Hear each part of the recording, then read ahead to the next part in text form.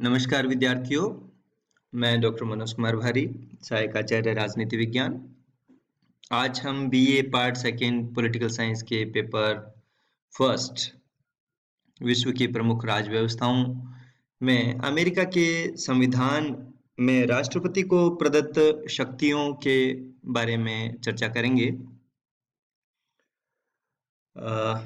Fergusson और मैकेनरी ने लिखा है ऐसे ही अमेरिका के राष्ट्रपति की शक्तियों के बारे में कमेंट करते हुए कि अमेरिकी राष्ट्रपति का पद किसी भी प्रजातांत्रिक राज्य द्वारा निर्मित सर्वाधिक शक्तिशाली पदों में से एक है।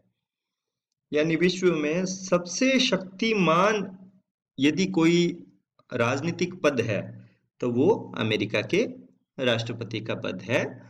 अमेरिका के राष्ट्रपति को जो शक्तियां प्राप्त हैं वो वास्तविक हैं और उसके सभी मंत्री उसके प्रति उत्तरदायी हैं। और उसका कारण भी है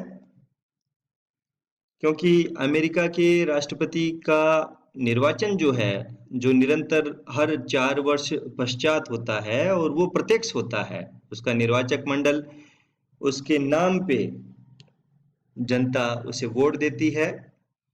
इस कारण भी उस पद का शक्तिशाली होना लाजमी है और उसको केवल महाभियोग के द्वारा हटाया जा सकता है। और महाभियोग भी देशद्रोह, भ्रष्टाचार या किसी घोर अपराध के कारण ही लगाया जा सकता है।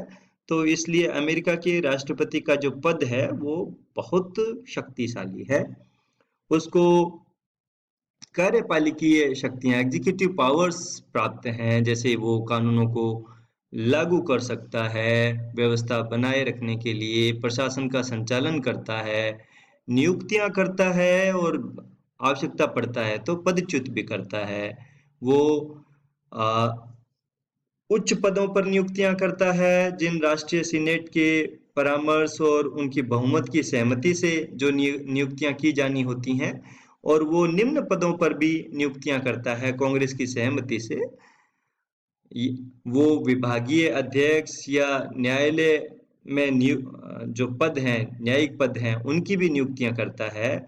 वो सीनेटोरियल कर्टसी के नाते भी उसको शक्तियां प्राप्त हैं। उसको क्षमादान की शक्तियां भी प्राप्त हैं। वो दुनिया के दूसरे राज्यों के शासनाध्यक्ष की तरह क्षमादान का अधिकार प्रयुक्त कर सकता है। वो किसी दंडित व्यक्ति को क्षमा कर सकता है, किसी व्यक्ति को दीर्घ मृत्युदंड को स्थगित कर सकता है।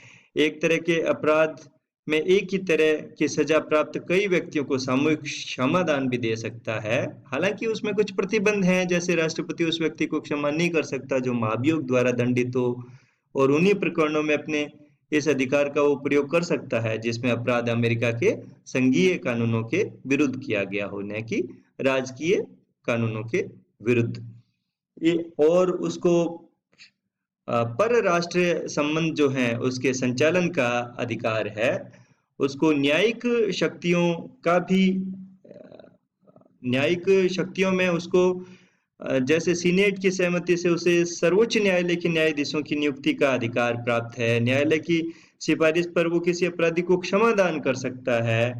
हालांकि वो सीनेट द्वारा अभियोग चलाए गए व्यक्ति को क्षमादान नहीं दे सकता, लेकिन कुल मिलाकर उसे सर्वोच्च न्यायालय के न्यायाधीश जैसे महत्वपूर्ण पद पर भी नियुक्ति का अधिकार प्राप्त है। इसके अलावा उसको विधायी शक्तियां भी प्राप्त है। वो कांग्रेस को संदेश भेज सकता है, वो कांग्रेस के विशेष अधिवेशन को आमंत्रित कर सकता है, उसे वीटो अधिकार है, वो विलंबकारी वीटो भी यूज कर सकता है और जेबी वीटो भी यूज कर सकता है, और वो कार्यपालिकीय आदेश भी जारी कर सकता है। इस प्रकार उसको विधायी शक्तियां भी प्राप्त हैं। उसे वो इस क्षेत्र में सबसे महत्वपूर्ण शक्तियां उसे संघीय कानूनों को लागू करने की शक्तियां हैं विधायी क्षेत्रों में। और अमेरिकी राष्ट्रपति कांग्रेस कानून और नियम बनाने के लिए निवेदन कर सकता है। कांग्रेस द्वारा पारित किसी कानून को स्वीकृति देना या न देने का अधिकार भी अमेरिका के राष्ट्रपति को प्राप्त है। अगर वो चाहे तो कांग्रेस द्वारा पारित किसी विधेयक को पुनर्विचार के लिए भी लौटा सकता है। लेकिन अगर कांग्रेस राष्ट्रपति द्वारा लौटाए विधेयक को पुनः 2/3 बहुमत से पारित कर दे तो राष्ट्रपति को हस्ताक्षर करना जरूरी हो जाता है। राष्ट्रपति विशेष परिस्थितियों में कांग्रेस का अधिवेशन बुला सकता है।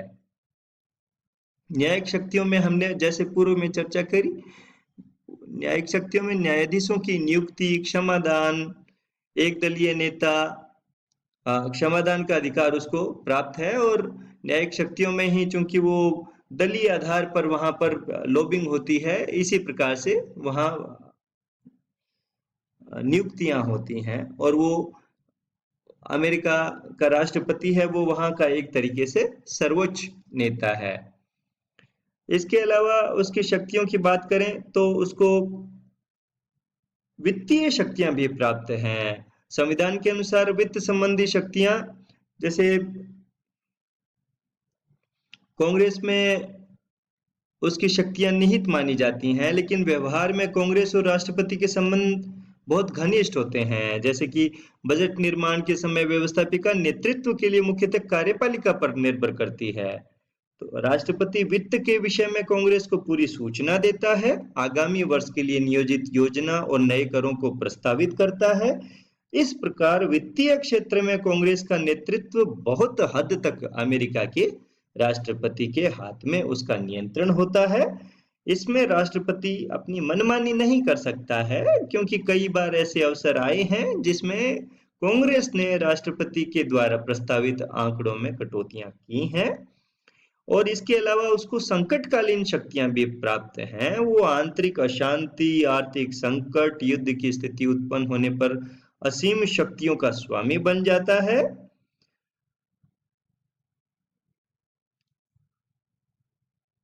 अब क्या कारण है कि राष्ट्रपति, अमेरिका का जो राष्ट्रपति है, उसकी शक्तियों में अभिवृद्धि क्यों हो गई? तो इसके कई कारण हैं। एक तो आप जानते हैं कि वो विश्व का सबसे शक्तिशाली राजकीय पद है। तो अमेरिका के राष्ट्रपति का पद जो है वो बहुत पहले से ही, क्योंकि पूर्व में भी अमेरिका का जो संघ है वो वहां पे केंद्रोन्मुखी संघ बोलते हैं उसको। केंद्रोन्मुखी संघ के तहत क्या हुआ कि अनेक छोटे राज्यों ने बाहरी आक्रमणों से बचने के लिए परस्पर संधियां करके विदेश और रक्षा, सेना जैसे महत्वपूर्ण विषय जो हैं वो अमेरिका के संघ को प्रदान कर दिए। और अमेरिकी संघ का सर्वोच्च पद राष्ट्रपति का पद है। तो इसलिए इन तीनों प्रकार के महत्वपूर्ण शक्तियों का स्रोत अंततोगत्वा राष्ट्रपति हो गया। अब शुरू में वॉशिंगटन, जेफरसन जैसे स्ट्रॉन्ग लीडर्स के आने से और इस प्रकार अमेरिका के एक शानदार संघ के रूप में उभरने से अमेरिका के राष्ट्रपति का जो पद है उसकी शक्तियां बढ़ती गई। और पद धारण करने वाले व्यक्तियों ने उस पद को ऐसा सुशोभित किया, उनका व्यक्तित्व ऐसा रहा कि निरंतर उसकी शक्तियां लगातार बढ़ती गई। फिर इसी प्रकार से वहां पे सभी राज्यों के अपने अपने न्यायालय हैं, परंतु संघीय मामलों में संघीय न्यायपालिका है। तो संघीय न्यायपालिका ने संविधान की, क्योंकि अमेरिका का संविधान बहुत संक्षिप्त है, तो उसकी इस प्रकार से व्याख्या की कि अमेरिका के राष्ट्रपति का जो पद है उसकी शक्तियां निरंतर बढ़ती गई। अमेरिका के राष्ट्रपति के पद का लोकतांत्रिकरण होने से भी डेमोक्रेटाइजेशन हो गया पद का, क्योंकि अमेरिकी संघ का रिप्रेजेंटेशन करने का डायरेक्ट डेमोक्रेसी एक तरीके से, जैसे वहां मीडिया के थ्रू जो आज हम मास मीडिया देखते हैं, वो अमेरिका के राष्ट्रपति में के चुनाव में 1960s 70s में टीवी में डिबेट्स चलती थी।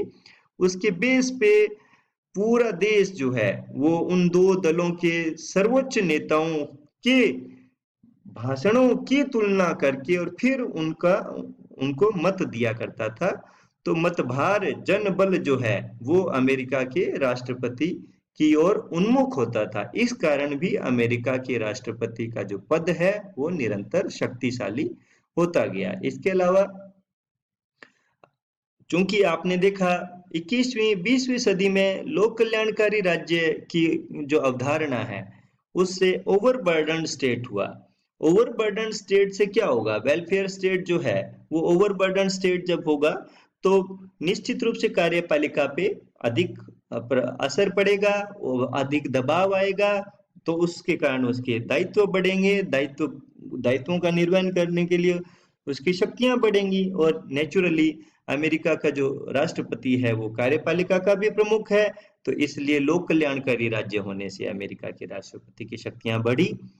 इसके अलावा अमेरिकी राष्ट्र के सम्मुख संकट आने से संकटकालीन परिस्थितियों में क्या होता है, जो एक शक्ति सर्वोच्च शक्ति होती है उसका और अधिक सशक्तिकरण होता है और शक्तियां भी क्या केंद्रीकृत हो जाती है। अमेरिका में राष्ट्रपति के पद में शक्तियां केंद्रीकृत हुई, तो उन संकटों से भी अमेरिका के राष्ट्रपति का जो पद है वो भी निरंतर शक्तिशाली होता गया।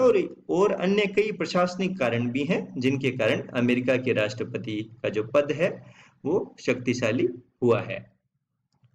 धन्यवाद।